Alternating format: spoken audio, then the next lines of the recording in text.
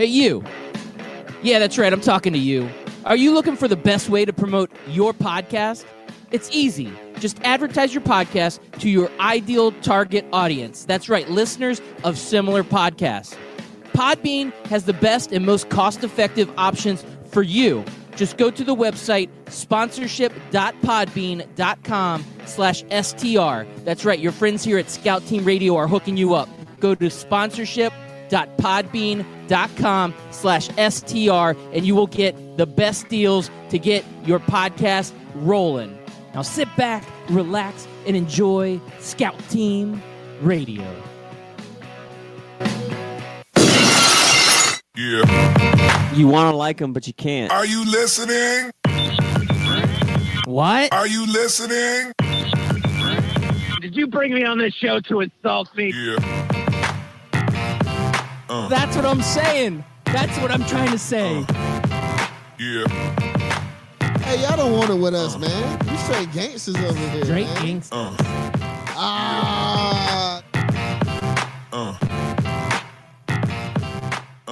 Yeah, good morning and welcome back. You're listening to Scout Team Radio. We bring it to you hot and live each and every weekday morning, and we are excited to be here this morning. I am one of your gracious hosts. They call me Loudbeard. You are the most egotistical, self-deluded person I have ever met. Yep, that's pretty much true. And the man on the other microphone, he is known to be a great patriot, and occasionally he turns on his microphone.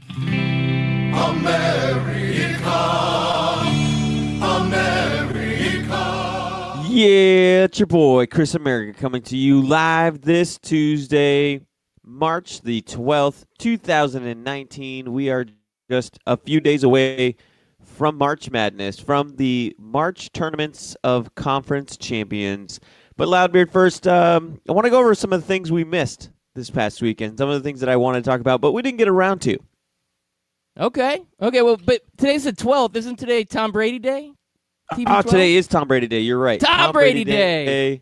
God the greatest bless America. Number 12 of all time. Now, is he the greatest patriot of all time, or are you? That's me. Of course, it's me. Okay, It's always been I'm glad we me. clarified. Yeah. So I also want to talk about another great patriot, someone who fought in the Air Force and then lost her memory and got kidnapped to a alien planet and then came back and saved the world. That, of course, is Captain Marvel.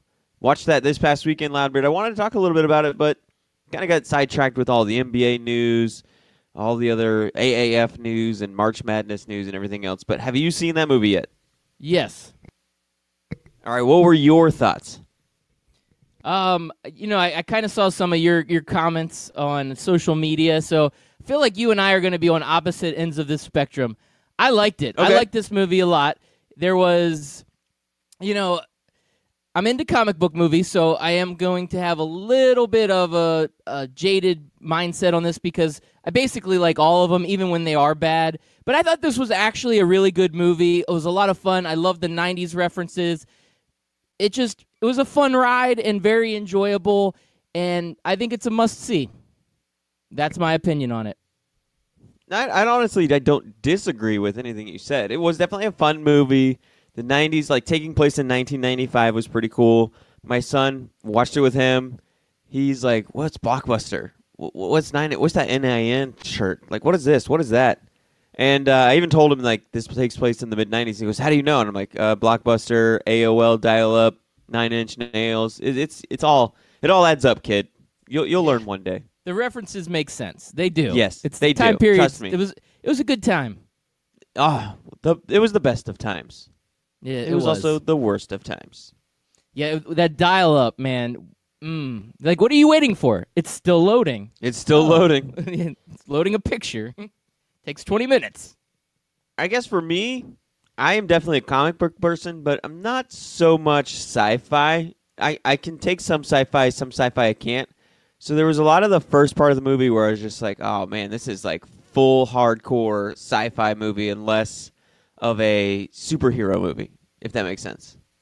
Yeah, sometimes the superhero movies get a little blurred with the lines and they go too cosmic almost, where it gets way too interplanetary and futuristic and all this jazz. So I can feel that. I can pick up what you're putting down as far as the first part of the movie. But when it comes back to Earth and we get that whole 90s and then a lot of the music that was played, that soundtrack soundtrack's gonna be fire. It is. It was fantastic.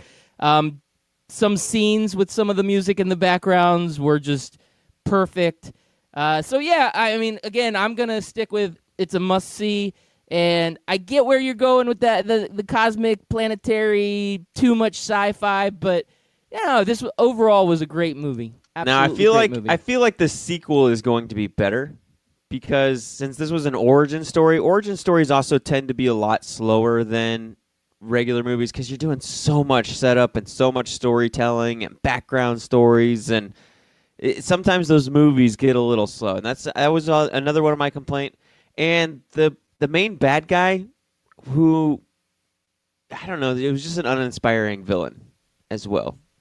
Yeah, sometimes villains make movies, and when there's a so-so villain or just, like you said, an uninspired villain, sometimes it takes it away. But, with it being an origin story, the focus was more on the development of the character. Right, the protagonist. And I liked it because I also kind of felt like it was an origin story for Nick Fury, which added a little bit to the movie itself. Yeah. I mean, I like that little aspect, too. So between Nick Fury getting some character development and the Agent of S.H.I.E.L.D. development. Yeah, so there was definitely some layers to this. But I don't know. I see where you're coming from with it. Where would you rank it, though? It's not going to be one of the top movies to me in Marvel history. Would you put it in top 10? Nah, it's still too early to tell for that, but... No, you've seen it. You've seen all the other Marvel movies. Is it a top 10 Marvel movie? If it was, it'd probably be like 9 or 10. Yeah. And see, that was my thing, is like, I didn't hate it. I just thought it was okay. Like, it was just like okay, that was fun. I don't know. Like, I saw, like, at first I wasn't really excited to go see it. Then I saw the hype on Twitter for it. And I was like, okay, fine. I'll go see it. Twitter talked me into it. And then I went and saw it, and I was like, okay, it went back to where I thought it was going to be. Or where I was expecting it to be. Yeah. I'd put it around 15 or probably around between 10 and 15. Okay. Well, we'll take that. It's definitely better than X-Men movies. Yeah. Well, there was good trailers for some good X-Men movies during this one. We'll see what happens, though, because X-Men's are hit or miss. Very hit or miss. But you're right. It is better probably than 90% of them. So the other things that we missed, Loudbeard, that I wanted to talk about was James Dolan banning a fan for life for just saying you should sell the team. Add this to reason number 572 as to why I cannot stand sports owners. Yeah, James Dolan's one of the worst too, right? Oh, he's got to be worst. Listed up there as either the worst or one of the worst. Fans hate this guy. Nobody respects him. He's driving that franchise into the ground. Yeah, nothing good to say about James Dolan from my end. It's not like this fan said anything crazy, like cursed him out or called him a name. He just said, hey, you should sell the team. And he's like, what's that? And he's like, I said you should sell the team. He's okay, how about you're banned for life? Like, I can't imagine. I feel like the fan could have been very aggressive, though. Like, he was probably like, hey, you. Well, did you see the video? Sell the team. We're tired of you. Sell the team. And, they thought it was threatening. Just trying to see the other side of the coin here. I guess.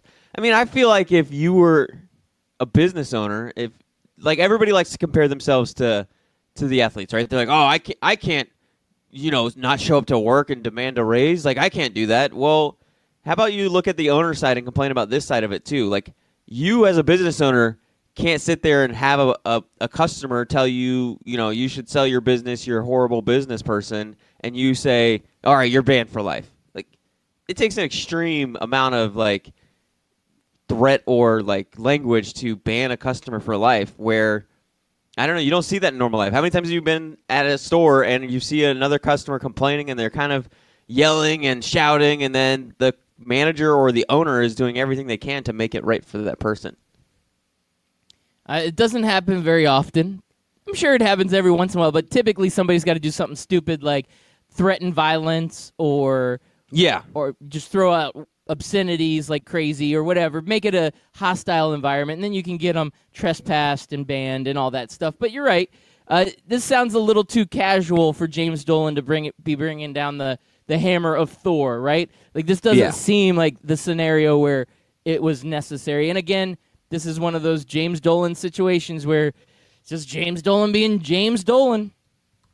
Yep, and well, there was a certain senator who decided to step up and say, hey, listen, Dolan, if you want to act like you own this stadium, that this stadium belongs to you, then we can take away all those tax incentives, those tax breaks, all that money that you get from the taxpayers, and you can own the stadium like you think you do. Yep, hit them where it hurts. In the good old wallet, that fat wallet, you make it a little bit lighter, and then all of a sudden the whole thing changes. And I'm 100% certain that the senator is just doing this to score some political points. But I really think that politicians and mayors and city councilmen and state senators, they need to get tougher on these NFL, NBA, these sports owners that act like they own these stadiums, act like the world owes them everything when they're basically operating they're operating big time off of our dime. Like, we built them your arenas, we do all your renovations for you, we front the bill for police and all that other stuff, like, and you want to sit there and treat us bad or treat us poorly? I'm just tired of it, man. Like I said, I will always hate owners more than athletes, and this is one of the reasons why. Yeah, it's easy one to hate. All right, what other stories did you have from the weekend that you missed? Was that the last one, or you got more? I think that was the last one. There was one other one I was trying to think of that I heard yesterday while I was listening to talk radio. This is kind of something we missed with the Antonio Brown story. I don't know if you brought it up, but I was like, did we mention that? I don't think we did. But the Steelers pick up $22 million in dead cap space for that trade. I know, that makes it even worse. So not only are you giving away possibly the best wide receiver in the league. Top three. Yeah. We'll say top three. Over the last 5 years, top three wide receiver in the league. You're losing that asset, and you're having to just toss dead money away. Like $22 million, whatever it ends up being. It's a lot of money. So, again, this trade is just crazy, but Antonio Brown was smart. He did everything he could to just, I guess, make this trade happen, right? He was such a bad dude for such a short period of time. He did everything he could to make it a toxic situation where the Steelers just needed to get rid of him quickly. Hot potato. That's what he became. Now, this was something I was thinking about, and it was a little bit of a conspiracy theory. Let's put on our aluminum foil hats. What if that's the way players have to act in order to kind of get what they want? Because they can't just go to the Steelers and say, "Hey, look, man, I'm just not feeling it here anymore. You guys aren't feeling me. I'm not feeling you. Let's be professional. Why don't we just trade me?" Instead, players have to become what AB became this offseason and become a little bit off the wall, a little unhinged, doing lots of crazy things, saying lots of things to kind of force the hands of the Steelers into this trade. Well, this is what happens when a good guy, a nice player, goes to ownership and says, I'm just not happy. I either want more money or I want you to trade me. I'm asking you nicely, what are you going to do for me? Because they're not going to do anything. They're not going to do anything. The general manager, the owner, they're going to sit in a room and laugh at you. So you have to go the route of Antonio Brown and be a total schmuck all over the world, on the internet, wherever you can, and then all of a sudden, somebody's going to listen to you because they don't want it to soil their reputation. They don't want their franchise to look like it's the worst thing ever because they've got this bad guy, this squeaky wheel on their team. So Antonio Brown, he played this thing better than we maybe gave him credit for. Maybe this guy's a super intelligent dude that just made all the right decisions. I mean, we're sitting here like, what is wrong with this guy? You know what? Maybe we should be looking at him and saying, what is right with this guy? Because there's a lot right now. Yeah, and the only thing that he didn't get right is he got sent to the Raiders. I think it was the only thing that the Steelers did right in punishing him was sending him to John Gruden and the Raiders. Other than that, the Steelers lost this trade big time. Oh yeah, total destruction right there.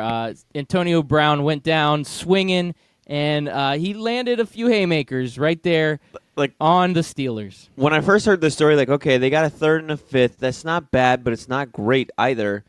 Maybe they're just trying to dump that contract, dump the problem, dump the headache. And I'm like, wait a minute, they didn't even dump the contract. Like they still have to pick up $22 million. That just made the trade one of the worst.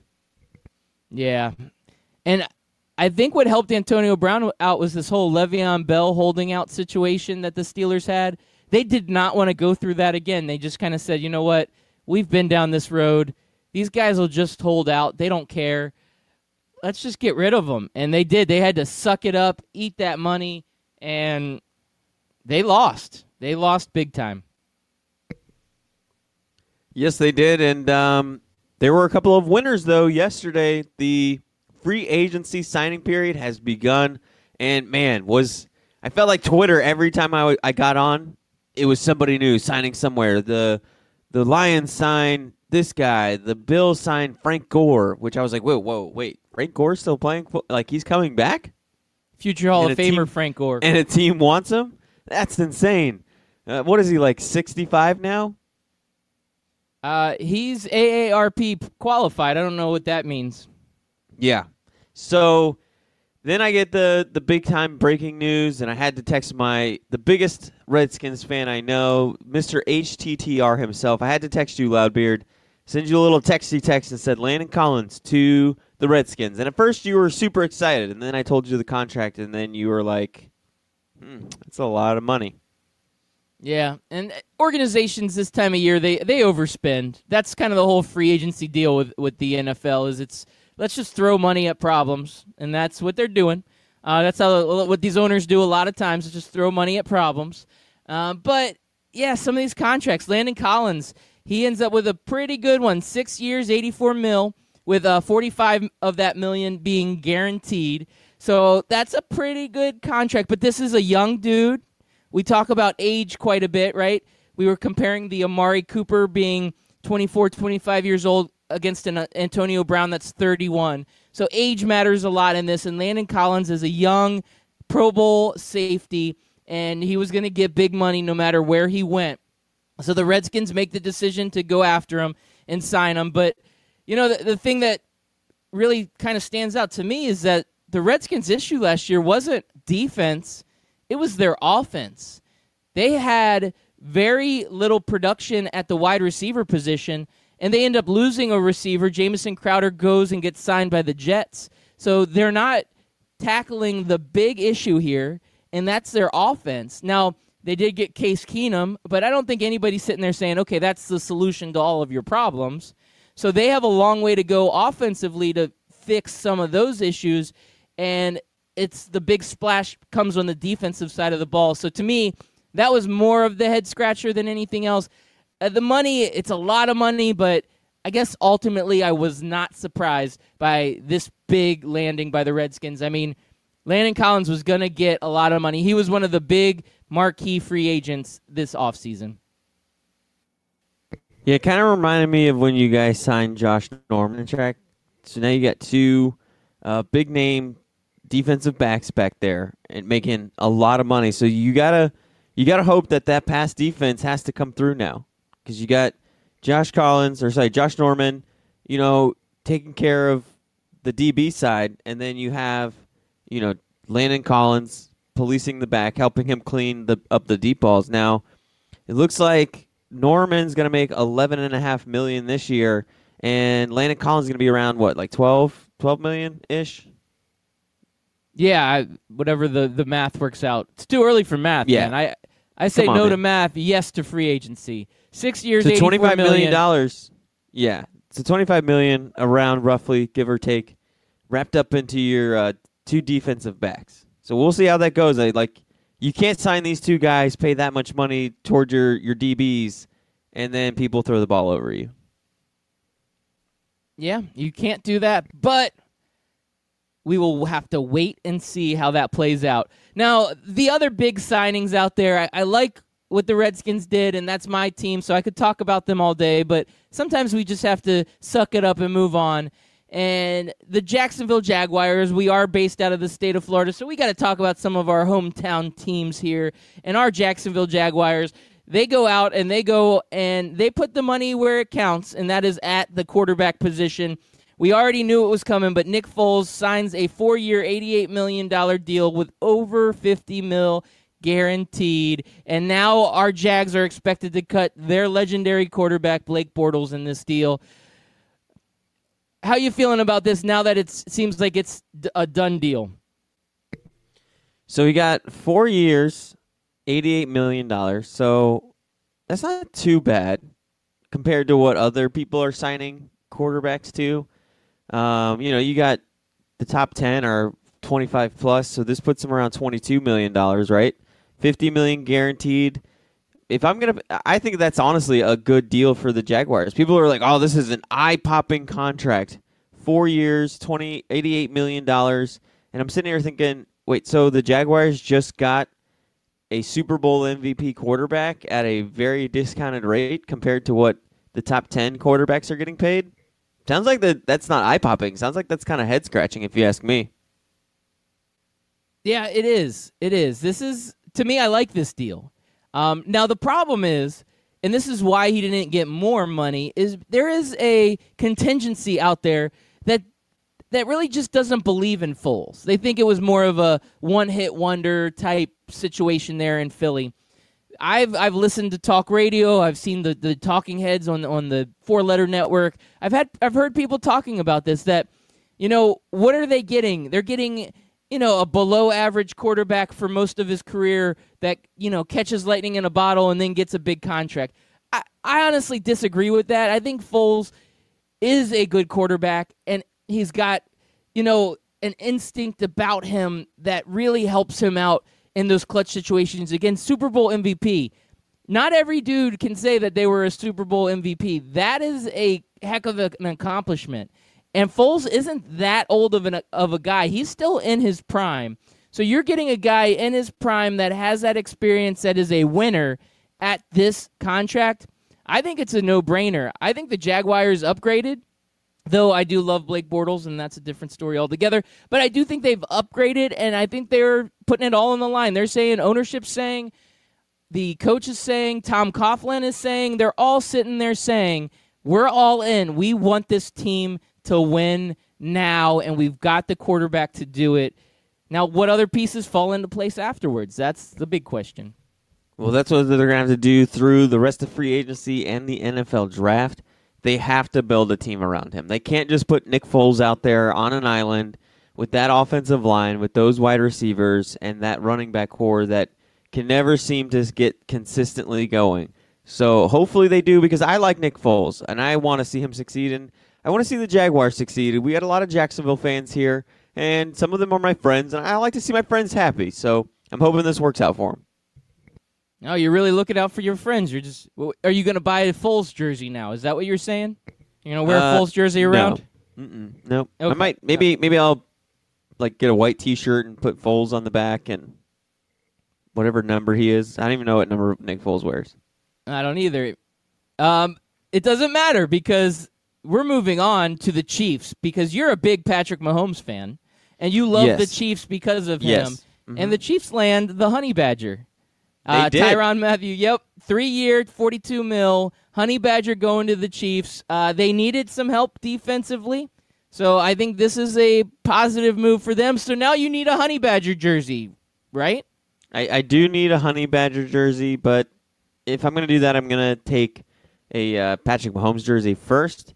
But to steal a joke from one of our good friends, a new show to 12-Ounce Sports Radio, Pigskins and Penalties, they tweeted out that the Coach Andy Reid, thought he was getting a honey bun. He didn't. He heard honey badger and he thought honey bun. He's like, sign me up. I want it. So he was kind of disappointed when the honey bun didn't show up. So man, Andy Reid, he's a legendary snacker, isn't he? Like, if you think of somebody that can snack better than anybody else in the world, like, I put Andy Reid up there top 10 easily. And he's definitely that dad where you say, Andy, you got a little something in your mustache. He's that dad that always says, oh, I'm saving it for later.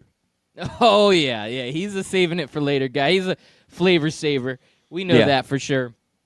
All right, so other moves in free agency. It looks like the Bucks have made a deal to send Deshaun Jackson, Deshaun Jackson. an unhappy wide receiver, back home to the Philadelphia Eagles. Yeah, we mentioned he's kind of diva-ish, but we just kind of forgot about him because he hasn't really been that productive since his, first year with the Redskins? Yeah, I agree with that. He has.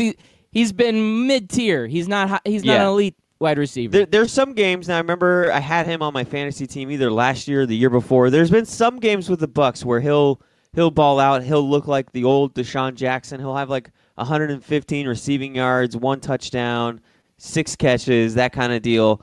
And then there'll be other games where it's like targeted 2 times, 1 catch for like 6 yards. Well, I think you're referring to that magical run at the beginning of the season Yes, when I am. Ryan Fitzmagic. That's true. He sprinkled a little fairy dust on the football, and him and Deshaun Jackson lit it up. And so, yeah, you look at that and you say, wow, look at that production. But when you look at the entire season, yeah, he disappears at times. But this is good for the Eagles. He goes back home. The fans love this guy. He didn't leave on bad terms. They love him. They're going to welcome him back with open arms. He's just going to add an extra little wrinkle into that offense. He's not going to do anything like too crazy, but the Eagles needed this with them losing Foles. I think that they needed to get the fans something to be happy about. So now the fans, they can say, all right, we brought you back one of your fan favorites, Deshaun Jackson. He'll have 3 or 4 big-time electric plays throughout the season that you're going to remember the good old days, even though he doesn't do anything the other times. But those 3 or 4 plays will make it worthwhile because he is still a big threat guy. He's still speedy. He still has it in him, but he's just not that number one guy that he once was.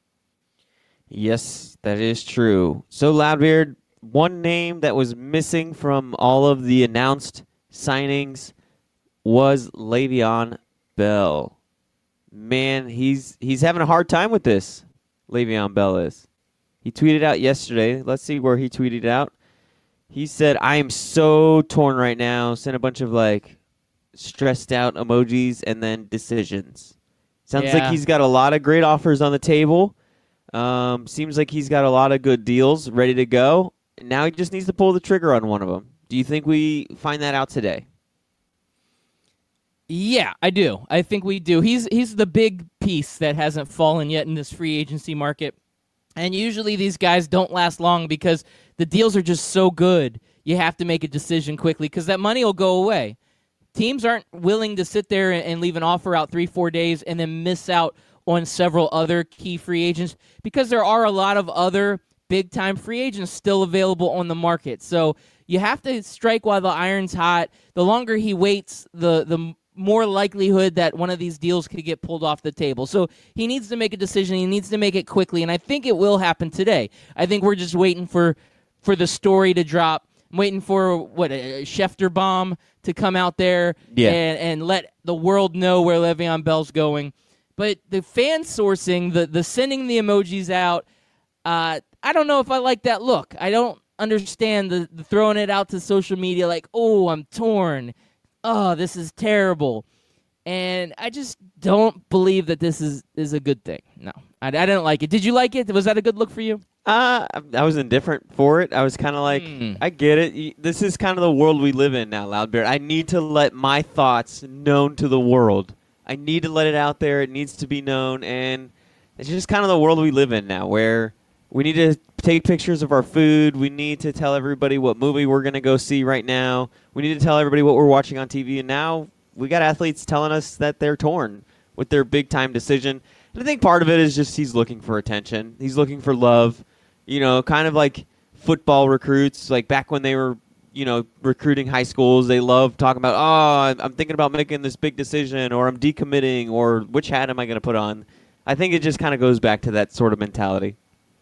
Yeah, Dirk Nowitzki the other day said, he's like, players these days, they only care about social media and getting their face out there. And I'm kind of like Dirk Nowitzki. I'm an old man. Oh, you're an and old I'm head. sitting there on my lawn waving my Yep. fist saying, these Yeah. young whippersnappers, Yeah. all they care about is their brand on social media. And Le'Veon Bell, he's a whippersnapper, and he just cares about his brand. He wants that attention. He wants that love. He wants to know that people care about him. You know, he missed out a lot of that last year when it was all that negative publicity because he wasn't playing. So this year he needs to endear himself to fans. So we'll see where he goes. The rumors are the Jets are really going after this guy heavy. That's like getting traded to the Raiders, right? So Pittsburgh wins this deal. If Le'Veon Bell goes to the Jets and Antonio Brown stays with the Raiders, Pittsburgh wins because they've basically taken both of those players and sent them to a deserted island where nobody will ever see them again. Now, which team would you prefer, the Raiders or the Jets? I feel like the Jets might be in a better position than the Raiders because they don't have John Gruden. I don't know if I can. I can't do it. I can't do it. I think the Raiders are in a better position just because they have an actual quarterback. Darnold, to me, has to prove himself before I consider him to be a NFL-worthy quarterback. He hasn't proven himself yet. Now, sophomore seasons are usually that season where the quarterback takes that big leap. So I got to see that first. But to me, it starts with the quarterback. I think Derek Carr's got a little more validity as a starting quarterback in the NFL. But, I mean, we're comparing rotten apples to rotten oranges, aren't we? That's true. That is true. They're both just bad. Do you think he's going to get the contract he wanted last year with the Steelers? Yeah, I do. I actually do. I mean, there's definitely speculation that it's such a devalued position and he's not going to get that money. He had that franchise tag. He could have been getting something for $14 million guaranteed. So he's going to want more than that. He's going to want this huge contract. I don't think he is worth it, but I do think somebody will pay him because look what Landon Collins got. Look what some of these other big-time free agents got. Look what Nick Foles. There was another guy that the Raiders signed. I'd have to look it back up. But, yeah, he got a big contract too. Antonio Brown got a huge extension. Yeah. The Raiders signed the offensive lineman. They paid him the most in NFL history for offensive lineman, Trent Brown from the Patriots. That's right. So, yeah, the money's flying around like crazy, and that's what happens in free agency. So somebody, and it could be a team crazy like the Jets. Jets have the most cap space out of any team out there, and they need to start winning. They've been bad for a lot of years in a row, and they need something. And if that hope is Le'Veon Bell to come in and really, I guess, spark this offense, then you do it, right? You go out there and you write the check. So that's what's going to probably time heals all happen. wounds because I remember when he was holding out, every NFL fan's like, oh, this guy's awful. He's so dumb. I can't stand him. Now that he's a possible suitor, they're like, oh, I love you, Le'Veon Bell. Come sign with my team. But, Loudbeard, we are running late on the break. I have a question for you, a tweet that I saw. We don't have to do a full thinker or stinker, but I want you to think about this tweet that I saw. I want to know if it's a thinker or stinker, what you think. And the tweet is this: basketball requires more skill than football. I'll give you my answer after this quick commercial break.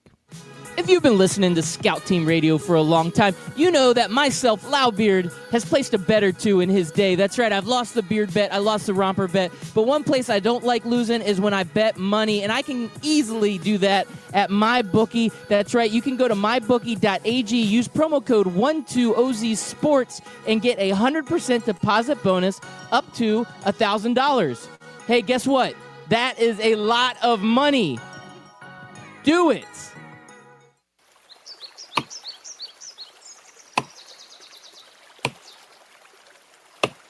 When I'm working hard, I build up a thirst for sports. That's when I grab a cold 12-ounce sports radio.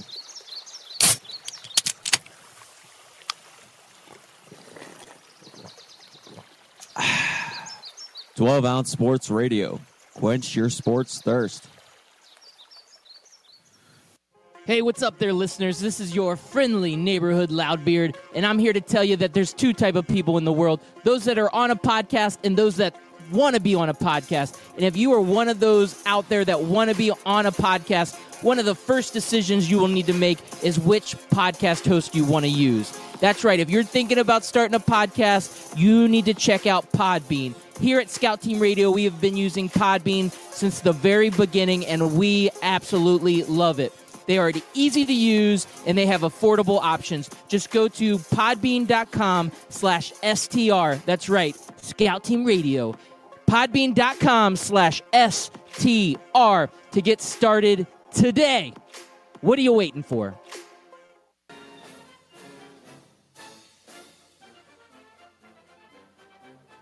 Hey everybody, it's your favorite Patriot, Chris America, and I want you to listen every single weekday, Monday through Friday, 6 a.m. to 7 a.m., and on replays from 11 a.m. to noon of Scout Team Sports. Listen, George Washington did not cross over the ocean blue in 1492 to defeat the Nazis, so you can listen to the same tired national clickbait sports stories. So once again, tune in to us every single morning, 6 a.m. to 7 a.m., and then we replay from 11 to noon.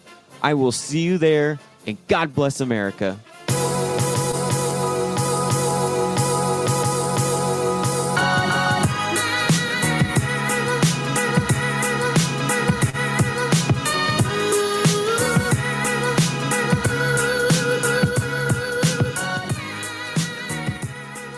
Well, welcome back out there, all you listeners. We appreciate it. You're listening to Scout Team Radio. I'm Loudbeard. He's Chris America. We bring it to you hot and live each and every weekday morning. We come on live at 6 a.m. on 12-Ounce Sports Radio, replay at 11 a.m. on 12-Ounce Sports Radio, and we drop each and every show as a podcast. That podcast is sent over to our partner podcast network, Barnburner. Make sure you check it out, barnburner.ca, or you can check us out on Apple Podcasts, Spotify Podcasts, or our website, scoutteamradio.com. We also like to get social, right? So interact with us on Twitter. Hit us up at Scout Team Radio if you want to tweet at us live, or if you hit us up during the day when you think of something, we will talk about it on air. We love to interact with our listeners. Right now, it's National Pancake Day, so if you want to hit us up and hashtag National Pancake Day, I could live with that because I love pancakes. Pancakes are delicious and nutritional, and they add a lot of value to everything that we are doing. Oh, boy. So before the break, Chris America hit me up with a hot question. It requires more skill in the... Did you say more skill in the NBA than the NFL? Well, Is that what you said? They just said it takes more skill to play basketball than football. So if we're going to do the old thinker or stinker answer with this one, I'm going to give that one a stinker. I mean, they both require a ton of skill. You can look at sometimes and say, oh, well, football players just have to be big. Like if you're a big lineman, you can just hit each other. Well, no, there's skill that goes into that. There's a lot of technique. Same thing with basketball. A lot of people say, oh, you could just be tall to be basketball. I'm not going to say one's more skilled than the other. To me, they're both really great sports that require a lot of skill. They're different. And then you got to go through the different positions of each game, you know? Like there's a different set of skills to play offensive lineman than there is to play quarterback, than there is to play running back. I mean, if you want to talk about punter, maybe. There's still technique and skill involved in punting. Yeah, I mean... Like, nobody can just go out there and just punt a football. Like, I can shoot a three-pointer in the NBA. I can maybe even make a three-pointer in the NBA. Like, if I get lost among all the players and people forget I'm on the court, which is very easy at my 5'8" stature. Like, it's very hard to lose me. You can pass me the ball, and I can shoot a three, make a three-pointer in the NBA. It could happen. It's a puncher's chance, but I'm more confident I can make a three-pointer in an NBA game than I am confident that I can punt a ball 60 yards. Or make a 50-yard field goal. Oh, yeah, I mean, don't even get me started on field goal. To me, that's the hardest thing in the world because I can't even kick a ball over the offensive line. It would go straight into the center's. It would go straight into the center's behind. It really would. I got no lift on my kicks. That's what she said. Yes. Where were we? Oh, hey, by the way, Twitter, hit us up. Make sure you check us out at Scout Team Radio on Twitter. I'm happy it's National Pancake Day. So should everybody else. But, yesterday, actually, I feel like in sports we're getting kind of contentious. There seems to be a lot of just bad blood brewing out there in a lot of different directions. And I feel like I've got 3 or 4 different stories where it's just either athletes or fans just acting amok. So I'm going to start out with one of the big names. My boy Conor McGregor gets arrested yesterday. Now, a fan does one of the old put the camera in his face deals, from what I understand, and he takes it and he throws it down and he smashes the phone. So he gets arrested for, I guess, breaking property or stealing the phone and then smashing it, whatever, destruction of property, whatever he gets arrested for. He gets released pretty quickly, but, man, bad look for Conor, right? He's going down the wrong road. I don't know if this one is. I think it is a bad look. You never want to get arrested. You never want to, do that sort of thing. But for me, I wouldn't say I'm the biggest Conor hater, but I'm very critical of Conor McGregor. And when this news broke, I texted my brother-in-law, Craig, who is a big-time Conor lover. Him and I get into about how overrated Conor is, and he thinks he's one of the greatest of all time. And I said, once I found out what the crime was and what the situation, I don't blame him. I honestly think if I was ever a celebrity, there would be times where I'd come off as very rude. And one time that I'll come off as very rude is somebody who is shoving a camera or their phone in my face, constantly bothering me while I'm trying to go to dinner, while I'm trying to go watch Captain Marvel at the movie theaters, when I'm trying to just live my life.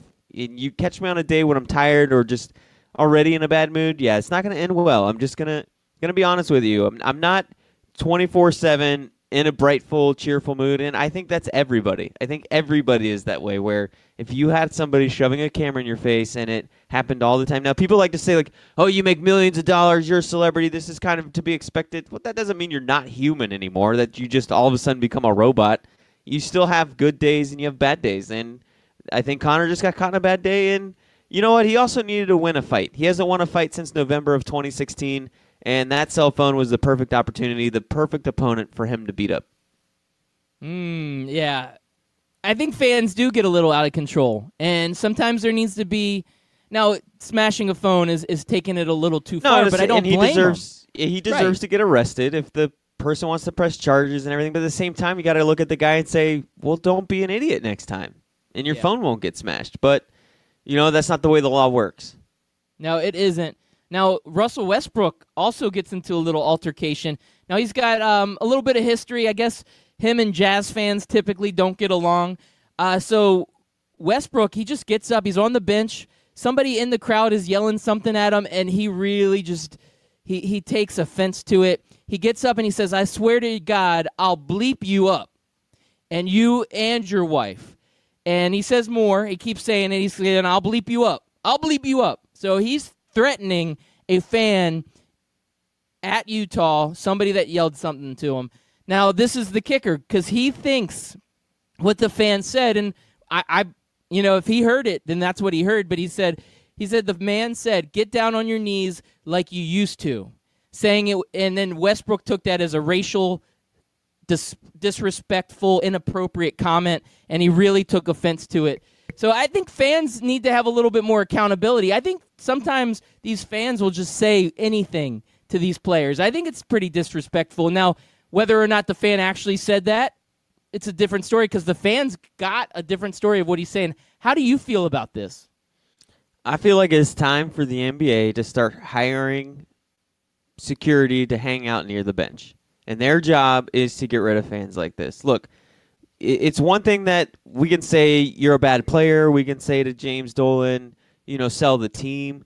It's a whole other thing to have fans sit at the front row or wherever and start throwing out racial slurs, racial epithets, and all these different kinds of vile and vulgar things that these players take. Like, players should be allowed to go to work just like you and I go to work and not expect to be talked to that way. Like, if I were at my job and a customer were to start talking to me that way, my boss, my manager, would come in right away and get rid of that person and ban them from. It wouldn't even be tolerated. It wouldn't even come even close to us having to trade blows. It would just be you swoop in and you get rid of the problem. We talked about a customer complaining about, you're a bad worker, or you don't deserve to own this, this business, or you're a bad manager, you don't deserve to be manager. Those are one things. But when you start throwing out vile, visceral things at people. And Westbrook, I feel like probably gets it more than a lot. Him, James Harden, Kevin Durant, those kind of guys, the guys that are kind of hated in the NBA, Yeah, they get it more. polarizing. They are, and they get it more than anybody. And it's one thing on Twitter, and I think it's kind of bad on Twitter, but it's hard to monitor that. But it's very easy for you to put a security by the bench, just give them a chair at the bench, or give her a chair at the bench, and their job is to listen out for these things. And the second someone says something vile or vulgar, you're out. You're gone. You're done. We'll take care of it for you, Westbrook. Westbrook shouldn't have to be the one talking to him. And I think what was like 1 or 2 weeks ago, some kid stood up and like pushed him while he was on the court. Like, what are we doing here? Like, I get it's just a kid, but at the same time, like, as a parent, you need to monitor your kid. You need to let your kid know, like, hey, you can't go out and push the fans. Like, we're trying to give fans this experience where they can be a part of the game, they can be right there, and it's all great. But fans have got to be more responsible with that. That's a great segue here, Chris America. You talk about fans needing to be responsible for that. Now, this happened. I know where you're going. The soccer match with Birmingham that's City. not where I thought you were going. Okay, go No. ahead. Now, I've got a couple other ones here that I'm going to bring up. But the Birmingham City fan. Now, this was a soccer match. I saw this video. I want to say it happened like Friday or Saturday. The soccer fan runs onto the field during the match and just sucker punches one of the players. Grealish was the player. And he just absolutely sucker punches this guy. Security comes, tackles the fan, and the fan's getting 14 weeks in jail after the Good. attack. Yes. As he should. I was thinking here, I hope he gets a severe punishment, because there needs to be a message sent out to people that you can't just run on the field and take your emotions out on people. Like, I get it. It's upsetting. It's frustrating. I would be lying to you if I said I've never yelled at a TV or been extremely angry at the result of a game. But you got to check your emotions at the door. This is just entertainment. It is just a game.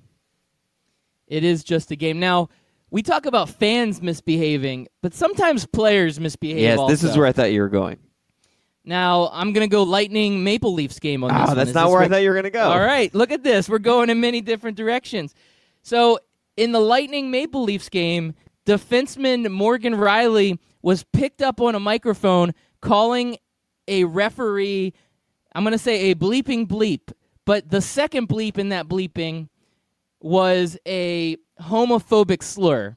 So now we're getting players that kind of get out of control at what they're saying at the refs. Now, we've seen this time and time again, not necessarily the homophobic slur part, but where players get so worked up about what a call that's made. I mean, we're seeing Saints fans still protesting about a call made in a game 3 months ago. So fans get upset, players get upset, and now the NHL is sitting there and investigating Morgan Riley for this homophobic slur that he yelled at a referee. So, I mean, I'm telling you, it's contentious out there. Right now in the sports world, fans are aggressive, players are aggressive, owners are aggressive. I mean, who's safe nowadays? Yeah, and I know there's probably going to be a few listeners who are like, "Oh, this is typical for today, 2019. Everybody's so soft. Everybody trying to monitor what other people say." It's not so much that. It's the fact that I believe that just like when I go into work, I expect to be treated with a certain level of respect, and people expect me to treat them with a certain level of respect. Athletes and referees and things of that sort, they also should be allowed to go to their jobs and demand a certain level of respect where they don't get talked to like that they don't get called those. Like, if I told my boss that they were a bleeping bleep because they said, "Hey, Chris, you did this wrong," and I didn't think I did something wrong, and I called them a bleeping bleep, guess what? My ass is going home. I'm being suspended. There's going to be an investigation, and that's all there is to it. And again, this referee should expect to go to work. Now, there's some level of expectation of people expressing their frustrations. And, you know, just like at normal jobs, I've expressed my frustrations to my boss when they've told me that I've done something wrong and I didn't feel that I did. And we talk it out and we hash it out, and it's good. But I don't call them a bleeping bleep. No, there's no place for that. Now, you know, I talk about fans, I talk about players, I talk about referees, but sometimes the media gets it kind of hard. And there is one guy that I have to give a little credit for. He finally apologizes to us, Chris America. You and I, Okay. Scout Team Radio. You know, we were very critical on this guy for a long time, and at least I was. You loved him the whole time. I was critical on this guy, but he has been really rude to the media. But after we talked about the Celtics falling apart and then them using that as that bulletin board fodder to be able to come back and motivate themselves and start playing well, Kyrie Irving finally comes out and apologizes for being such a jerk to the media. And I'm going to tell you right now, Kyrie, I accept your apology. I accept his apology as well, Loudbeard. Now, the story that I kept thinking you were going to segue to and then you weren't doing it, I'm just going to go ahead and throw it in there. We had a fight last night in the NBA. Raptors, yes. Yes. Cavs, Raptors, yeah. Cavaliers. I actually have that on my list. I was going to go to that one next. Ibaka and Chris get into a big, I wouldn't even call it a big-time fight. It was, Ibaka is a little bit of a sucker choke because he grabs him by the throat and then he throws a swing and it was over as fast as it started. Right. I mean, it gets broken up quickly because it's, you know, there's security guards, there's refs, there's other players. You're not going to get a long fight. It's not like they're going to circle up and let these guys just start swinging at each other. What's going to happen is anytime there's a fight on the court, it gets broken up within milliseconds. So, yeah, you get a couple. You might get one swing in, and that's really all that happened here. Now, I don't know what Chris said because when you go back and look at it, you know, Ibaka got knocked down, so he's probably not happy about that. But it almost looks like there was an exchange, and whatever that exchange was, it aggravated Ibaka. He jumps up and just runs after him. Like you said, he kind of grabs him by the throat. He turns around. There's a swing. They're swinging at each other. It becomes a little bit of a melee.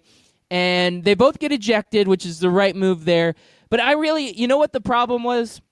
What's that? I think Ibaka's feelings were hurt because the Cavs were stomping the Raptors, which to me is the biggest, craziest part of this whole story. Oh, yeah. I mean, they were. When I saw the score, I was like, wait, they're up big? Okay, that makes sense as to why Ibaka's losing his mind. I know. Like, we're losing to the Cavs. Did LeBron come back? Like, what is going on right now? But the Cavs, they're just like the Phoenix Suns. As soon as they get eliminated from the playoffs, they're red hot. They're red hot. What is going on? It's like Bizarro World at the bottom of the NBA standings. Yeah, New York Knicks, not so much, but Cavs, red hot. Suns, red hot. Yep, Cavs, red hot. On a side note with the NBA, Hornets lose last night. That helps the Magic out. So the Magic not playing got a little help from the Hornets losing. I can take it. Yeah, the Magic are off again tonight, so hopefully they can come back on Thursday against the Wizards and get it done. Hopefully. I don't know. I don't trust the Magic. I can trust them as far as I can throw them, and it's a big team of big guys. I can't throw them very far. Well, I'm not that strong. Loudbeard, you mentioned Kyrie apologizing to the media. Okay. Yep. And we've been high on the Celtics lately. We've been talking about how they've been on this winning streak since we gave them the bulletin board material. We started fluffing them up, and look at what happened. Last night, not so good, was it? They lost. So we got to get them back on the winning ways, so we got to go back to criticizing them. The Celtics had a complete meltdown. They're going to go into the playoffs losing big time. I don't even think they're even going to get a gentleman's sweep. They're probably going to get swept out. The Celtics are imploding again. And there you go, Celtics. There's your bulletin board material, courtesy of Scout Team Radio. Yeah, what I don't understand with the Celtics is how do you let the Clippers put up 140 on you? Like, what kind of defense are you playing where you let the Los Angeles Clippers put up 140? I mean, the Clippers were kind of in sell now mode when they got rid of Tobias, and they kind of, like, not gave up on the season, but they weren't putting everything forth. And now putting 140 up on a team like the Celtics that should be a tough playoff team. Nah, Celtics, I'm going to have to put them back on they're done again. I mean, we like them. They do what they do terrible. We hate them. They do well. So I guess I'll have to go back to hating them. I don't know. You're welcome, Boston fans. You're welcome. Yeah. And that final of that Cleveland game, 126-101 against the Raptors, that's kind of embarrassing for the Raptors. I don't know what's going on there. And Kawhi was playing. I mean, maybe the Raptors are just taking it easy like the Warriors are and just waiting for the playoffs. But some surprising finishes as we're getting down to the wire here with the NBA. I think there's only, 14, 15 games left for most of these teams. So it's getting down to the nitty-gritty. It's time to see what these guys are made of. Yeah, but a team that remains hot are the Red Hot Rockets with 9 wins in a row. Ladbert, is there any chance the Rockets can keep this going into the playoffs and end up with the number 1 seed? Absolutely. They're getting hot right at the right time. They got all their players back healthy. This is the best this team has looked all season. They're looking like that team that they were last year. Man, this is great for Houston. I'm glad they pulled it together, and I'm excited to see what they're able to do because you may see a Houston-Golden State matchup, and if Houston can get revenge for that series last year and take one from Golden State, man, to me that would be legendary, absolutely legendary. Yeah, it's going to be a great series. They would have to play the Clippers, who are also pretty hot. You mentioned how you were surprised that the Celtics gave up 140 points, but they're on a 5-game winning streak, as well are the San Antonio Spurs. Yeah, these last-minute runs these teams are making, they're wanting to get themselves positioned for this playoffs. Hey, go for it. These are teams that we weren't expecting to be hot at this time. There's a lot of talent on that Spurs team. DeRozan and Aldridge, and obviously they have one of the best coaches in the NBA, or the best coach in the NBA. I mean, that's not a team that you just want to – I mean, that's kind of a scary team going into the playoffs if you get stuck against a matchup against the Spurs. I mean – right now that would be the Nuggets. Yeah. And the Nuggets with their inexperience. Right. That would be kind of rough. Well, Chris America, I don't know how this keeps happening, but we are up against it. You know, I was going to mention LeBron today, but I didn't. So we're going to just leave it there. LeBron James. But Jeff Van Gundy thinks they should trade him. They should. They should trade. The Lakers should trade him. They should trade him to the Orlando Magic for Nick Vucevic. Do it. Done deal. Make it happen today. Do it. We'll get a waiver from Adam Silver for the trade deadline. Just happened today.